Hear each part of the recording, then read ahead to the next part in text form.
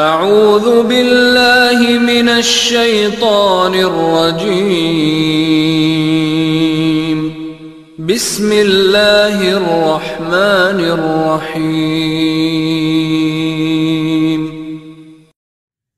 انما الصدقات للفقراء والمساکین والعاملین علیہا والمؤلفة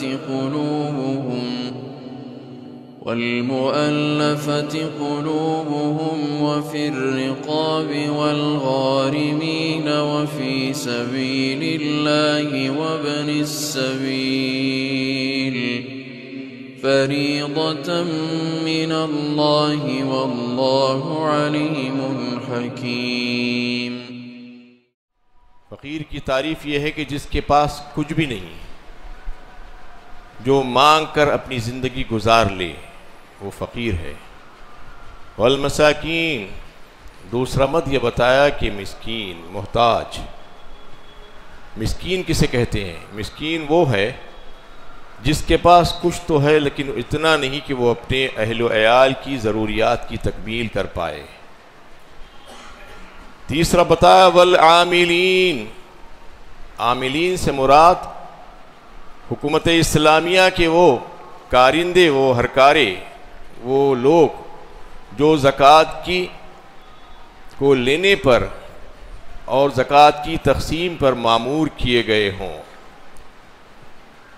انہیں کلیکشن زکوٰۃ کا اور اس کی ڈسٹریبیوشن اور اس کے اکاؤنٹس وغیرہ کی دیکھ بھال کے لیے حکومت اسلامیہ کی طرف سے مقرر کردہ وہ حضرات عاملین کہلائیں گے۔ ان کے کو بھی زکوٰۃ کے اس مد سے مدد کی جا سکتی ہے، لیکن یہ صرف اس صورت میں ممکن ہے جب حکومت اسلامی حکومت ہو۔ ہندوستان جیسے ملک میں یہ نہیں کیا جا سکتا، اس لیے کہ یہاں پر اسلامی حکومت نہیں ہے، یہاں پر اس مد سے پیسہ نہیں دیا جا سکتا۔ ہاں کوئی دوسرا طریقہ اس کو اختیار کرنا ہوگا۔ جو مدرسوں وغیرہ کی طرف سے جو لوگ مامور کیے جاتے ہیں یہاں پر، جو سفیر حضرات، تو ان کو یا تو مدرسہ اور وہ ادارہ کچھ ان کی تنخواہ مقرر کر دے، یا ان کے لیے کچھ کمیشن بنا دے، یا اور کوئی دوسری صورت جیسے کفاف کی صورت ہوتی ہے، صدقات و خیرات کی وصولیابی کے سلسلے میں وہ کفاف کو لے سکتے ہیں، لیکن کفاف اتنا زیادہ نہیں ہونا چاہیے جیسا کہ بعض دفعہ ایسا ہوتا ہے کہ 40% 50% کفاف لے رہے ہیں۔ یہ غلط بات ہے۔ انسان کی جو اشد ضروریات ہے زندگی کی گزارنے کے لیے، اس کی روزمرہ کی جو ضروریات ہے اس حد تک کفاف لیا جا سکتا ہے، اس سے زیادہ نہیں۔ اگر بہت زیادہ لیں گے تو وہ جو پیسہ جس مقصد کے تحت دیا گیا تھا وہ مقصد اس کا پورا نہیں ہو سکتا۔ تو عاملین کا مطلب یہ ہے۔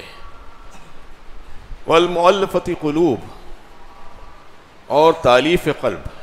تالیف قلب کا ایک مد ہے اس میں جو بیان کیا گیا ہے چوتھا، وہ یہ تھا کہ اس زمانے میں شروع دور اسلام میں دو لوگ اس میں شامل تھے تالیف قلب کے مد سے، جو جن کو زکوٰۃ سے مدد کی جاتی تھی۔ ایک تو وہ تھے وہ جو ابھی اسلام میں داخل ہوئے تھے، نو مسلم جسے کہا جاتا ہے۔ ان کو مضبوط کرنے کے لیے، اسلام میں ان کو قائم رکھنے کے لیے ان کی مدد کی جاتی تھی اس مد سے۔ اور دوسرے وہ لوگ تھے جو ابھی اسلام میں داخل تو نہیں ہوئے تھے، لیکن یہ امید کی جا رہی تھی کہ وہ اسلام میں داخل ہو جائیں گے اور اس کے محافظ بن جائیں گے اور مسلمانوں کی بھی حفاظت کریں گے، اس لیے ان کی بھی مدد اس مد سے کی جاتی تھی، تالیف قلب۔ لیکن احناف کے نزدیک اب یہ تالیف قلب کا مد باقی نہیں بچا، یہ مصرف، اس وجہ سے کہ اب اس کی ضرورت باقی نہیں رہی ہے، کیونکہ وہ اس وقت کی بات تھی جب اسلام ترقی کر رہا تھا، پنپ رہا تھا۔ اس وقت لوگوں کی مدد درکار تھی، اب ایسا کچھ نہیں ہے۔ اب جس کا جی چاہے اسلام میں داخل ہو، جس کا جی چاہے نہ داخل ہو، اور کوئی داخل ہو رہا ہے تو اگر وہ صاحب نصاب ہے تو پھر اس کی مدد اس مد سے بالکل بھی نہیں کی جا سکتی، اور اگر کوئی نہیں داخل ہوا ہے تو اس امید پر کہ وہ داخل ہو جائے گا، اس کی مدد اس مد سے نہیں کی جا سکتی۔ یہ چار مد ہوئے۔ وفر رقاب، پانچواں یہ بتایا گردنیں چھڑانا۔ گردنیں چھڑانے کا مطلب یہ ہے کہ اس وقت غلامی کا جو دور تھا، مکاتبت جسے کہا جاتا تھا، غلاموں کو آزاد کرنے کے سلسلے میں پیسہ خرچ کرنا، اس مس سے پیسہ خرچ کیا جاتا تھا، اس کی اجازت دی گئی تھی فی الرقاب۔ اب تو چونکہ غلامی کا دور نہیں رہا ہے اس لیے وہ تو باقی نہیں بچے گا، لیکن اس میں ایک تھوڑی سی تبدیلی کے ساتھ اس مس سے پیسہ استعمال کیا جا سکتا ہے، وہ یہ کہ جو لوگ قید کر دیے گئے ہیں بلا وجہ کے اور ان کے اوپر مقدمات قائم کر دیے گئے ہیں، وہ صاحب نصاب بھی ہیں لیکن اتنے نہیں کہ وہ اپنی مقدمات لڑ سکیں اور اپنی ضمانتیں دے سکیں، اس سلسلے میں اس مس سے استفادہ کیا جا سکتا ہے، اور پھر رقاب کی جو ان کی مدد کی جا سکتی ہے ان کی گردنیں چھڑانے کے لیے، ان کو قید سے آزادی دلانے کے سلسلے میں۔ چھٹا مس جو بتایا غارمین، غارمین ڈوبا ہوا، مطلب یہ ہے کہ مقروض، جو مقروض ہو گیا ہے، اپنے اور اپنے اہل و عیال کی ضروریات کی تکمیل کرتے کرتے وہ ایسا مقروض ہو گیا کہ اپنی ساری چیزیں اس نے بیچ ڈالی لیکن اس کے باوجود بھی وہ قرض ادا نہیں کر پا رہا ہے۔ یا وہ مقروض جس نے کاروبار کے لیے جائز طور پر کچھ قرض لیا تھا لیکن کاروبار میں گھاٹا ہو گیا، وہ کاشتکار جس کے زمینوں پر، جس کے کھیتوں پر، جس کے باغوں پر پالا پڑ گیا، وہ جو اچانک راتوں رات ختم ہو گئی، اور وہ بزنس مین تاجر جس کو خسارہ ہو گیا، تجارت میں نقصان ہو گیا، لوگوں نے دھوکہ دے دیا، وہ اہل ضمانت جس نے کسی کو ضمانت دی تھی، وہ ضمانت لے کر وہ فرار ہو گیا، وہ ضمانت کا بوجھ اس کے اوپر پڑ گیا ہے، وہ ادا نہیں کر پا رہا ہے۔ اسی طریقے سے جتنے بھی صورتیں ہو سکتی ہیں کاروبار میں نقصانات اور خسارہ اور بینکرپسی کی، اس سلسلے میں جو مقروض ہو گیا ہے وہ اس کی مدد کی جائے اس مد سے، والغارمین کی مد سے۔ لیکن اس میں وہ کور نہیں ہوں گے جو اپنے کاروبار کو چمکانے کے لیے، کاروبار کو آگے بڑھانے کے لیے سودی قرض لیتے ہیں اور تباہ اور برباد ہو جاتے ہیں اور پریشان ہوتے ہیں، ان کی اس مد سے کسی قسم کی کوئی مدد نہیں کی جائے گی، اس لیے کہ سود پر پیسہ لینا، قرض لینا اور کاروبار کرنے کی کوشش کرنا یہ خود بہت بڑا جرم ہے، اللہ اور اس کے رسول کے ساتھ جنگ ہے یہ۔ ہاں جب انتہا سے زیادہ ضرورت پڑ گئی اور انسان نے قرض لیا تو وہ قرض جب ادا نہیں کر پا رہا ہے تو اس مد سے جو ہے اس کی مدد کی جائے گی، لیکن جو ایک عادت بنا لیا ہے اپنی اور اپنے کاروبار کو آگے بڑھانا چاہتا ہے، لاکھوں کروڑوں روپیہ بینکوں سے سود پر لیتا ہے اور جب ڈوب جاتا ہے تو کہتا ہے کہ مجھے زکوٰۃ کی مد سے مدد کی جائے، بالکل بھی نہیں کی جائے گی، والغارمین میں وہ کور نہیں ہوگا۔ وابن السبیل، وفی سبیل اللہ وابن السبیل، آخری دو 7واں اور 8واں مد جو بیان کیا گیا، فی سبیل اللہ۔ فی سبیل اللہ کا اصل مطلب تو یہی ہے کہ اللہ کی راہ میں، وہ اللہ کی راہ میں تو ساری چیزیں آ جائیں گی، جتنے بھی اچھے کام ہوں گے اللہ کی راہ میں ہی ہوں گے، لیکن چونکہ 8 مد اللہ تعالیٰ نے بیان فرمائے ہیں اس لیے اس کو مخصوص کیا گیا ہے۔ فی سبیل اللہ میں جو ہے فقہا کی یہ رائے ہے کہ 2 ہی لوگ شامل ہوں گے اس میں، ایک تو وہ ہوں گے جو غازی ہیں، جو جہاد کی تیاری میں مصروف ہیں، حالانکہ وہ صاحب نصاب ہیں لیکن ہتھیار وغیرہ کی تیاری کرنے کے لیے ان کو کافی مال درکار ہے، ان کو اس مد سے مدد کی جائے گی جو غازی ہیں، اور جو حاجی ہیں جس پر حج فرض ہو چکا تھا، کسی وجہ سے وہ حج پر نہیں جا سکے اور پیسے میں سے ان کے پاس کچھ کمی ہو گئی تو ان کو اس مد سے مدد کر کے زکوٰۃ کے ذریعے سے ان کے جو پابجائی ہے وہ پیسے جو کمی ہے وہ کمی پوری کر دی جائے تو تاکہ وہ اپنا فریضے کو پورا کر سکیں۔ تو یہ بھی فی سبیل اللہ میں یہ دونوں ہی آئیں گے، اس کے علاوہ اور کوئی چیز نہیں آئے گی۔ اگر لوگ یہ سمجھیں گے کہ فی سبیل اللہ کا مطلب یہ ہے کہ سارے اچھے کام، تو پھر سارے اچھے کام اگر اس میں کور ہو جائیں گے تو پھر یہ 8 مد جو اللہ تعالیٰ نے الگ الگ بیان کرے ہیں اس کا مطلب ہی بیکار ہو جائے گا۔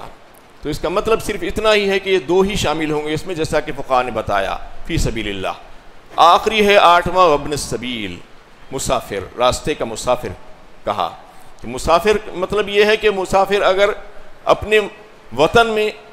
صاحب نصاب تھا، مالدار تھا، لیکن سفر کرتے کرتے کہیں پر پہنچا اور اس کو ایسی پریشانی لاحق ہو گئی کہ وہ اب خلاص ہو چکا ہے، اب اس کے پاس مال نہیں ہے کہ وہ آگے بڑھ سکے یا واپس آ سکے یا اپنے کچھ کام کاج کر سکے، اس کی اس مد سے مدد کی جا سکتی ہے۔ آج یہ حالات بہت کم پیش آتے ہیں اس لیے کہ کمیونیکیشن کا دور ہے، پیسے ٹرانسفر ہوتے ہیں منٹوں میں، ATMs ہے اور آپ کے پاس کئی ایک صورتیں ہیں، اس سے جو ہے آپ استفادہ کر سکتے ہیں، اپنے مقام تک آپ اطلاع بھیجا سکتے ہیں اگر آپ کے پاس مال چوری ہو گیا ہے یا اور کوئی صورتحال پیش آ گئی ہے. لیکن اس میں بھی کبھی ایسا ہو سکتا ہے کہ کوئی ایسے ریموٹ علاقے میں آپ پہنچ گئے ہیں جہاں پر کمیونیکیشن سسٹم ختم ہو چکا ہے, کمیونیکیشن سسٹم ڈیولپ نہیں ہوا ہے, وہاں پر انٹرنیٹ اگر نہیں ہوگا تو آپ کا کوئی کمیونیکیشن سسٹم نہیں چل سکتا. تو ویسے ریموٹ علاقوں میں پہنچ گئے ہیں, وہاں پر کوئی مشکل اور پریشانی سے دوچار ہو گئے ہیں, تو وہ مسافر جو مالدار تھا اپنے وطن میں لیکن وہاں پر مقروض پریشان ہو گیا ہے, تو اس کی مدد اس مد سے کی جائے گی. یہ 8واں تھا مد جو ابن السبیل کہہ کر بتا دیا گیا. فقیر کے بارے میں اللہ کے نبی صلی اللہ علیہ وسلم نے ایک آیت تلاوت فرمائی جو سورہ بقرہ کی ہے, 3 پارے کی, للفقراء الذین احصروا فی سبیل اللہ لا یستطیعون ضربا فی الارض یحسبهم الجاہل اغنیاء من التعفف تعرفهم بسیماہم لا یسألون الناس الحافا. یہ سورہ بقرہ کی آیت ہے, اس میں بتایا کہ فقیر تو وہ ہے جو روک دیے گئے ہیں, جو اللہ کی راہ میں جو اپنے معاش کمانے کے سلسلے میں مجبور ہیں, جو اللہ کی راہ میں ہیں. للفقراء الذین احصروا فی سبیل اللہ لا یستطیعون ضربا فی الارض, زمین میں چل پھر نہیں سکتے, وہ ادھر ادھر نہیں جاتے ہیں, بلکہ ذکر اللہ اور دیگر یعنی علم کے پھیلانے کے سلسلے میں اور دیگر اس قسم کے کاموں میں لگے ہوئے ہیں. اور چونکہ وہ مستحق ہیں لیکن سفید پوشی ہے ان کی, لوگ ان کو لا علم جو لوگ ہیں وہ یہ سمجھتے ہیں کہ بڑے مالدار ہیں, ان کے چہروں کو دیکھ کر یہ سمجھ جاتا ہے, ان کے نہ مانگنے کی وجہ سے یہ سمجھا جاتا ہے کہ وہ بڑے مالدار لوگ ہیں. اللہ تعالیٰ فرما رہے ہیں کہ وہ چونکہ چمٹ چمٹ کر لوگوں سے نہیں مانگتے اس لیے لوگ ان کو مالدار سمجھتے ہیں. تم ان کے چہرے خیافوں سے پہچان لوگے اگر تم ان کو دیکھو گے تو یہ بتایا گیا ہے کہ وہ لوگ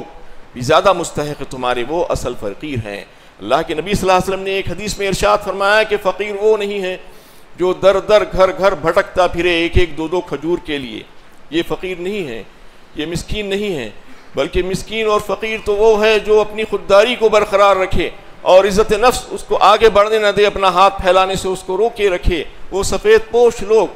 یہ اصل فقیر ہیں اور مسکین ہیں اور محتاج ہیں. تو یہ 8 مد اس میں بیان کر دیے گئے ہیں. اب اس کی کچھ تفصیل میں آپ کے سامنے پیش کرتا ہوں کہ سب سے زیادہ مستحق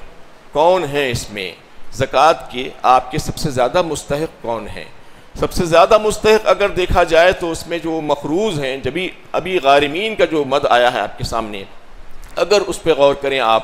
تو جو مقروض ہو گیا ہے, جو بیچارہ جو پریشان حال ہے, اس کے پیچھے لوگ پڑے ہوئے ہیں, جس نے جائز طور پر اپنی ضروریات کی تکمیل کے لیے اپنے کاروبار کے لیے پیسہ لیا تھا لیکن وہ ڈوب گیا ہے, تو اس کی مدد اس مد سے زکوٰۃ سے کی جانی چاہیے اور یہ بہت ضروری ہے. یہ سب سے زیادہ افضلیت ہے اس میں, جو مقروض ہے جو پریشان حال ہے اس کی پہلے مدد کی جائے. اس کے بعد دوسرا یہ کہ کسی کو کوئی ایسی جو ہے صورتحال پیش آ جائے, ایمرجنسی سچویشن جسے کہا جاتا ہے, ہنگامی صورتحال ہے, اچانک کوئی بیمار ہو گیا, اچانک کوئی حادثہ پیش آ گیا, اس کو دواخانے میں شریک ہو گیا ہے, دواؤں کی ضرورت ہے, آپریشن سرجری کی ضرورت ہے, اس کے لیے اس کو پیسہ درکار ہے. ایسے معاملے میں بھی جو ہے فوراً ایسے لوگوں کی مدد کرنا چاہیے. آپ کے مال کے اور زکوٰۃ کے یہ لوگ زیادہ مستحق ہیں. اس کے علاوہ طالب علم جو ہیں, چاہے وہ دینی علم حاصل کر رہے ہو چاہے وہ دنیاوی علم حاصل کر رہے ہو, وہ تمام آپ کے زکوٰۃ کے زیادہ مستحق ہیں. اس لیے کہ وہ طالب علموں کی اگر آپ مدد کریں گے تو آج نہیں تو کل وہ آگے بڑھیں گے اور ڈیولپ ہوں گے اور وہ خود زکوٰۃ دینے کے قابل بن جائیں گے. علم پھیلے گا, چاہے دین کا علم ہو دنیا کا علم ہو, انسان پالش ہوتا ہے, بہترین بنتا ہے اس کے ذریعے سے. اس کو جو ہے مدد کرنا ضروری ہے آپ کی زکوٰۃ کے مد سے. اس کے بعد اور ایک یہ ہے کہ جو لوگ دینی اداروں سے منسلک ہیں, کنیکٹڈ ہیں, جو ائمہ حضرات امام اور مؤذنین ہیں, جو علماء کرام ہیں اور جو دیگر لوگ جو دینی خدمت انجام دے رہے ہیں, وہ لوگ بھی جو ہے کافی مستحق ہوتے ہیں کہ وہ جن اداروں میں کام کرتے ہیں وہاں پر ان کو اتنی زیادہ سیلری نہیں مل سکتی, اس لیے چاہیے کہ ان کو اس مد سے بھی مدد کی جائے. یہ تمام لوگ آپ کے زکوٰۃ کے زیادہ مستحق ہیں. اب زکوٰۃ کو کس طریقے سے کہاں سے شروع کرنا چاہیے وہ اللہ تعالیٰ نے قرآن میں بار بار بتایا ہے. یعنی ذوی القربہ بار بار آیا ہے لفظ, خرابت داروں سے شروع کرنا چاہیے. لوگ یہ کرتے ہیں کہ جہاں چاہے دے دیتے ہیں, اجنبیوں کو غیروں کو زکوٰۃ دے دیتے ہیں. خرابت داروں سے شروع کرنا ہے. اگر وہ صاحب نصاب نہیں ہے تو آپ کے قریب ترین رشتہ دار جو ہیں وہ آپ کے زیادہ مستحق ہیں آپ کی زکوٰۃ و صدقات کے. قریب ترین رشتہ داروں میں کون کون آ جائے گا سن لیجئے۔ سب سے پہلے آپ کے بھائی اور بہن، اور آپ کے چچا اور آپ کی پھوپھی، آپ کے ماموں، آپ کے خالہ، اور دیگر جتنے لوگ ہیں آپ کے رشتہ داروں میں، قریبی رشتہ دار اور دور کے رشتہ دار، سب کے سب اس میں شامل ہیں۔ ان کی مدد زکوٰۃ کے مد سے کی جائے، اور جن کے سے آپ کی جان پہچان ہو، جو آپ کے دوست احباب ہیں، ان کی بھی مدد زکوٰۃ سے کی جائے، اور جو آپ کے پڑوسی ہیں، اور جو آپ کے کلیگس ہیں، جو آپ کے سب آرڈینیٹس ہیں، جو آپ کے گھر میں کام کاج کرنے والے نوکر چاکر ہیں، یہ سب لوگ آپ کے زکوٰۃ کے زیادہ مستحق ہیں۔ یہ اس وجہ سے کہ اگر آپ اپنے قریبی رشتہ داروں میں دیں گے تو دو ڈبل ثواب ہوگا آپ کو، ایک یہ کہ صلہ رحمی کا، اور دوسرا یہ کہ صدقے کا۔ اور اگر آپ قریبی لوگوں اور جان پہچان لوگوں میں دیں گے تو اس کے دو فائدے یہ ہوں گے کہ آپ کو یہ پتہ چلے گا کہ یہ واقعے میں مسلمان ہے یا نہیں ہے، کیونکہ زکوٰۃ دینے کی شرائط میں سے ایک شرط یہ بھی ہے کہ وہ مسلمان ہونا چاہیے، اور دوسری شرط یہ ہے کہ وہ صاحب نصاب نہ ہو۔ یہ دونوں باتیں آپ کو اسی وقت معلوم ہو سکتی ہے جب آپ اپنے قریبی جان پہچان والے لوگوں کو زکوٰۃ ادا کریں گے، اپنے دوست احباب کو، اپنے پڑوسیوں کو، اپنے کلیگس کو، اپنے سب آرڈینیٹس کو، اپنے گھر میں کام کرنے والے لوگوں کو، اور دیگر جو رشتہ دار ہیں ان کے بارے میں بہت کچھ جانتے ہیں آپ عام طور پر۔ تو اگر آپ یہ طریقہ اختیار کریں گے تو اس میں زکوٰۃ کی ادائیگی بہترین طور پر ہو پائے گی۔ یہی وجہ ہے کہ اللہ تعالیٰ بار بار اور اللہ کے نبی صلی اللہ علیہ وسلم نے اپنے ارشادات کے ذریعے سے یہ بات واضح فرمائی ہے کہ زکوٰۃ کی ادائیگی کا سلسلہ اپنے قریبی رشتہ داروں سے شروع کرنا چاہیے، نہ کہ دور کے رشتہ داروں سے۔ دور کے لوگوں سے اور اجنبیوں سے اور غیروں کو دینے سے پہلے اپنے لوگوں میں تلاش کرنی چاہیے کہ اس میں سے کون مستحق ان کو دیا جائے۔ اور یہ کہ بعض دفعہ یہ بھی دیکھنے میں آتا ہے کہ لوگ جو فارن کنٹریز میں کام کر رہے ہیں، یورپ، امریکہ اور گلف وغیرہ میں، وہاں پر ان کے لوگ دوسرے شہروں سے، جیسا حیدرآباد میں کچھ لوگ رہتے ہیں، ان کے یہاں سے فون کر کے ان کو اطلاع دیتے ہیں کہ ہماری لڑکی کی شادی ہے، ہمارے لیے اتنا پیسہ درکار ہے، یا ہمیں اور کوئی پریشانی لاحق ہے، ہم کو یہ سب اتنا پیسہ درکار ہے، آپ زکوٰۃ سے مدد کیجیے۔ وہ بنا سوچے سمجھے کے، بغیر کسی تحقیق کے وہاں سے پیسے لاکھوں بھیجا دیتے ہیں، اور وہ پیسہ فضول میں خرچ ہوتا ہے، اسراف ہو رہا ہے۔ آپ دیکھتے ہیں کہ آج غربا کی شادیاں بھی کیسی ہو رہی ہیں، گھر میں کام کاج کرنے والے اور دیگر جو بعض غریب رشتہ دار ہیں، وہ لوگ بھی جو ہے اوپر والوں کو دیکھ رہے ہیں اور دیکھ کر لاکھوں روپیہ اپنی شادیوں میں خرچ کرنا چاہتے ہیں، مانگ مانگ کر۔ ایسے بہترین ڈنر کھلائے جا رہے ہیں اور ایسے جو ہے جہیز کے سامان دیے جا رہے ہیں ان کو۔ یہ زکوٰۃ کے پیسے سے نہیں دیا جا سکتا، یہ سمجھ لینا چاہیے۔ جو لوگ زکوٰۃ کا پیسہ لاکھوں روپیہ ان کو بغیر کسی تحقیق کے وہاں سے بھیجا دے رہے ہیں کہ یہ سمجھ رہے ہیں کہ غریب لڑکی کی شادی ہے، مجھ میں دے رہے ہیں، غریب لڑکی کی شادی ہے تو آپ جو ضرورت ہے اس کی تکمیل کرنے کی کوشش کیجیے، اور اس کا بہترین طریقہ یہ ہے کہ آپ کے یہاں پر جو اچھے رشتہ دار ہیں ان کے پاس آپ پیسہ بھیجائیے، ٹرانسفر کیجیے، اور ان سے کہیے کہ آپ تحقیق کیجیے کہ واقعی میں یہ لوگوں کی ضرورت کتنی ہے، جتنی ضرورت ہے اتنی ضرورت کے مطابق دیجیے، اسراف مت ہونے دیجیے۔ یہاں پر جو ہے زکوٰۃ کا پیسہ لے کر ڈنرز دینا، یا جہیز میں جو ہے بہترین ساز و سامان دینا، یا جوڑے گھوڑے کی رقم دینا، یہ سب حرام ہے، ناجائز ہے۔ زکوٰۃ کا پیسہ اگر استعمال کریں گے تو زکوٰۃ ادا نہیں ہوگی۔ زکوٰۃ ادا کرنے کے سلسلے میں تھوڑے سے ہوم ورک کی ضرورت ہے۔ آج لوگ ہوم ورک نہیں کر رہے ہیں، آج لوگ یہ سمجھتے ہیں کہ یہ بوجھ ہے، اس کو نکال ڈالو کسی طریقے سے، جو آئے اس کو دے دو۔ قطاریں لگا کر لوگ جو ہے لوگوں کو کھڑا کرتے ہیں۔ جو بھی آپ کو لنگی پہنا ہوا، برقع پہنا ہوا نظر آ رہا ہے، رمضان میں دیکھیے آپ کہ رمضان میں دوسرے شہروں سے حیدرآباد میں آ رہے ہیں لوگ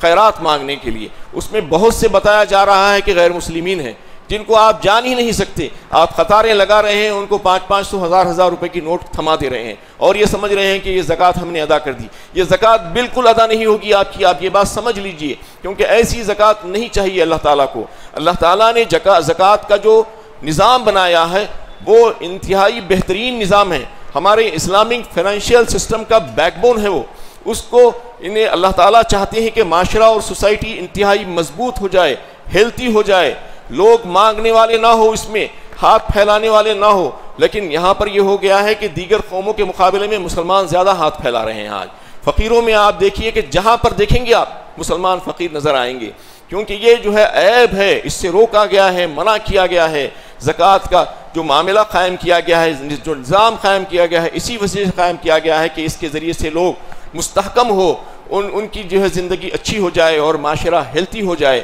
تو اس سلسلے میں یہ کرنا چاہے کہ با مقصد زکوٰۃ ادا ہو، زکوٰۃ جو ہے بامقصد ہو، بے مقصد نہ ہو۔ اگر آپ اسی طریقے سے بن دیکھے کہ بغیر کسی تحقیق کے، بغیر کسی ہوم ورک کے لوگوں کو دیتے جائیں گے تو وہ ایک نہیں 100 سال تک آتے جائیں گے، ان کی جنریشنز آ کے آپ سے مانگتے جائیں گی اور وہ کبھی نہیں سدھریں گے، وہ جو ہے کچھ اچھا کام کرنا نہیں چاہیں گے۔ ایسے پیشہ ور گداگر جو رہتے ہیں ان کو بالکل زکوٰۃ نہیں دینا چاہیے، بلکہ زکوٰۃ دینے کے لیے ایک نظام بنائیں، کیونکہ دو ہے زکوٰۃ کے جو زکوٰۃ کے معاملے میں اللہ تعالیٰ نے جو بتایا ہے اس کے دو حصوں میں تقسیم کیا جا سکتا ہے۔ ایک تو وہ ہے کہ زکوٰۃ کو نکالنا آپ اور صحیح طور پر نکالنا، اس کے بعد زکوٰۃ کی تقسیم، مستحقین تک صحیح طور پر پہنچنا۔ نکال تو رہے ہیں لیکن مستحقین تک نہیں پہنچ رہی ہے، یہ خود بہت خراب بات ہے۔ اگر مستحقین تک نہیں پہنچے گی تو اس کا مقصد ہی پورا نہیں ہو سکتا۔ مستحقین تک پہنچنے کے سلسلے میں تھوڑی سی محنت کرنا، تھوڑی سی جستجو کرنا، اپنا وقت اس پر لگانا اور دیکھنا کہ واقعی میں کون مستحق ہے، ان کو دیکھ کر آپ ادا کرنا اور جتنا مستحق ہے اتنا دینا۔ اور اس کے سلسلے میں جیسا میں نے ابھی آپ کے سامنے بتایا کہ ان لوگوں کو اگر آپ زکوٰۃ دیں گے تو یہ واقعی میں مستحقین رہتے ہیں، جن کا میں نے ابھی تذکرہ کیا۔ ان کے اوپر اگر آپ اپنا مال خرچ کریں گے تو وہ بامقصد ہوگا۔ اس کے علاوہ تجارت پیشہ لوگ ہوتے ہیں، چھوٹے چھوٹے کام کرنے والے لوگ، جو تاجر ہیں، جن کے پاس پیسہ نہیں ہے، مال لانے کے لیے پیسہ نہیں ہوتا، 5,000 10,000 روپے درکار ہوتے ہیں ان کو، کئی ایک ایسے ہزاروں کاروبار ہیں۔ ان کو دیکھ کر جو محنتی لوگ ہیں، جو کام کر رہے ہیں، جو کرنا چاہ رہے ہیں، پیسے کی وجہ سے ان کو جو ہے پرابلمز ہو رہے ہیں، تو ان کو دیکھ کر ان کے ساتھ ان کے اوپر پیسہ لگایا جائے۔ بجائے 100-200 لوگوں کو 500-1000 روپے دینے کے بجائے 5-10-20 لوگوں کو سلیکٹ کیجئے، آپ ان کے اوپر آپ محنت کیجئے، تاکہ وہ آج کاروبار کریں گے، اس میں ترقی کریں گے تو آج نہیں تو کل، سال 2 سال 5 سال کے بعد وہ خود معاشرے میں زکوٰۃ دینے والے بن جائیں گے، نہ کہ زکوٰۃ لینے والے۔ ایسے لوگوں کو تلاش کیجیے اور ان کی مدد کیجیے۔ تو یہ ضروری ہے کہ جو مانگنے والے ہیں، جو چمٹ کر جو مانگنے والے ہیں، جو پیشہ ور، جو گداگر ہیں، ان کو بالکل نہیں دینا چاہیے، کیونکہ وہ تو ہزاروں جگہ سے لے لیں گے۔ جو سفید پوش ہیں، جو اپنے عزت نفس کو برقرار رکھتے ہیں، جن کی خودداری جو ہے ان کے اوپر غالب آ جاتی ہے، جو اپنا ہاتھ نہیں پھیلا سکتے کسی کے سامنے، جو واقعی میں ضرورت مند ہے، جو واقعی میں مستحق ہے، ان کی مدد کی جائے۔ یہ اس سلسلے میں باتیں تھیں۔ اب آخری بات، کچھ 1-2 باتیں کر کے میں آج جو ہے سمیٹتا ہوں اپنے اس موضوع کو، کہ جو لوگ زکوٰۃ کو صحیح طور پر نہیں نکالتے وہ یہ نہ سمجھیں کہ وہ بچ جائیں گے۔ آج تو بہت کم کا مطالبہ ہے، آج تو 2.5% ہی کا مطالبہ ہے، 40واں حصہ مانگ رہے ہیں اللہ تعالیٰ، وہ بھی آپ ہی کے بھائی بندوں کے لیے۔ اللہ تعالیٰ آسمان پر نہیں منگا رہے ہیں، ان کو کوئی ضرورت نہیں ہے، وہ محتاج نہیں ہیں آپ کے مالوں کے، بلکہ محتاج تو ہم ہیں۔ وہ تو غنی ہیں، وہ تو چاہتے ہیں کہ معاشرہ بہترین ہو جائے، سب پھولے پھلے، سب خوش ہو اور خوشگوار زندگی گزارے۔ تو آج 2.5% پر اگر ہم راضی نہیں ہو رہے ہیں تو آگے چل کر اگر پورا بھی دے دیں گے، جبکہ کچھ ہوگا نہیں وہاں پر، لیکن وہاں پر سوائے عذاب کی اور کچھ نہیں ہوگا۔ ایسی عذاب کی سخت ترین وعیدیں اللہ تعالیٰ نے قرآن میں بیان فرمائی ہے جو زکوٰۃ نہ دینے والوں کے لیے جو آیا ہے، الذین یکنزون الذہب والفضہ ولا ينفقونها فی سبیل اللہ فبشرہم بعذاب علیم، فرمایا سورہ توبہ 10ویں پارے میں۔ جو لوگ سونا اور چاندی کے ڈھیر خزانوں کی شکل میں جمع کر کے رکھتے ہیں اور اس میں اللہ کی راہ میں خرچ نہیں کرتے، مطلب یہ ہے کہ زکوٰۃ ادا نہیں کرتے اس کی، تو ان کو سمجھ لینا چاہیے کہ ان کو خوشخبری دے دو عذاب علیم کی، دردناک عذاب کی۔ یوم یحمى علیہا فی نار جہنم فتقوی بہا جباہہم وجنوبہم وظہورہم ھذا ما کنزتم لانفسکم فذوقوا العذاب ما کنتم تکنزون۔ یہ سورہ توبہ ہی کی آیت ہے 10ویں پارے کے۔ اس میں اللہ تعالیٰ نے فرمایا کہ وہی چیزیں جس کو تم نے جمع کر کے رکھا تھا خزانوں کی شکل میں، اس کو آتش دوزخ میں جو ہے تپایا جائے گا اس آگ پر، اور پھر اس سے تم کو داغا جائے گا، تمہاری پیشانیوں کو، تمہارے پہلوؤں کو اور تمہاری پیٹھوں کو داغا جائے گا۔ کیونکہ انسان سے جب کوئی مطالبہ کرتا ہے، کوئی غریب آ کر پوچھتا ہے تو پیشانی پر بل لاتا ہے پہلے، اس لیے سب سے پہلے پیشانی کا نام آیا کہ پیشانی پہ بل لا کر پلٹتا ہے۔ پلٹنے کے تعلق سے بھی اللہ تعالیٰ نے فرمایا کہ تمہاری پہلوؤں پر، اس کے بعد پھر پلٹ کر چلا جاتا ہے، پیٹھ دکھاتا ہے تمہاری پیٹھوں پر، یہ داغا جائے گا وہی خزانوں سے جس کو تم نے جمع کر کے رکھا، اور کہا جائے گا کہ چکو مزہ آج تمہارے وہ خزانوں کا۔ اور اللہ کے نبی صلی اللہ علیہ وسلم نے ارشاد فرمایا خبر میں جانے کے بعد ایک گنجا ازدہا ان کے اوپر مسلط کر دیا جائے گا جو زکوٰۃ ادا نہیں کرتے تھے، اور وہ ایسے ڈسے گا اور ان کے جبڑوں کو کس لے گا اور کہے گا کہ میں تمہارا خزانہ ہوں، تم نے مجھ کو جمع کر کے رکھا تھا۔ تو آج جو لوگ دیگر لوگوں کی دنیا بنانے کے لیے اپنی آخرت تباہ کر رہے ہیں، ان کو آج سمجھ لینا چاہیے کہ وہ فوراً ادا کر دیں، اور اس کو جو ہے انہیں فریضہ سمجھیں، اللہ تعالیٰ نے ہمارے لیے جو مقرر کیا ہے اس کو ادا کرنے کی کوشش کریں۔ اللہ تعالیٰ سے دعا ہے کہ اللہ تعالیٰ ہمیں صحیح علم و عمل کی توفیق عطا فرمائے، جو کچھ کہا گیا ہے اور سنا گیا ہے اس پر عمل کرنا ہمارے لیے آسان فرمائے، ہمارے گناہوں کو بخش دے، ہماری خطاؤں کو معاف فرما دے۔ رمضان کے مہینے میں خاص طور پر ہم نے جو عبادتیں کی ہیں ہم کو اللہ تعالیٰ اس کا بہترین اور بھرپور اجر عطا فرمائے اور ہم سب کی بخشش اور مغفرت فرمائے۔ وآخر دعوانا ان الحمد للہ رب العالمین۔